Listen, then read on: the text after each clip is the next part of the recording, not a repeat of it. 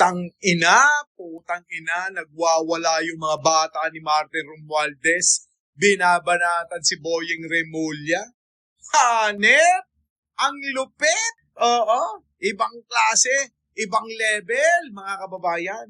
Talagang lahat sila, mga kababayan, orchestrated, oo. Tama ba yon? Orchestrated? Diba? Putang ina. Ano nangyayari? Para bang takot na takot kayo Ha? Takot na takot kayo dito kay Manuel Bunuan na maging state witness. Bakit?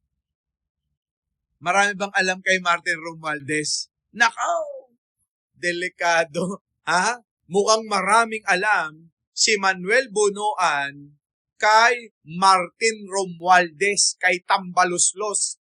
Kaya ngayon, yung mga bata na mga vlogger ni Martin, alumpihit sa pagbanat kay kay Boyeng na ganda naman ng ginagawa. Ganda ng ginagawa mga kababayan ni Boyeng ngayon. 'Di ba? Kaya nga gustong-gusto ng magpanagot. Tandaan niyo si Boyeng, pangalawang buhay niya na 'yan. Kaya gagawa't gagawa na ng maganda.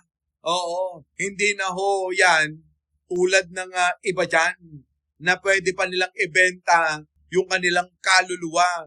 Pero si Boyeng, nako, hindi na. Malabo na.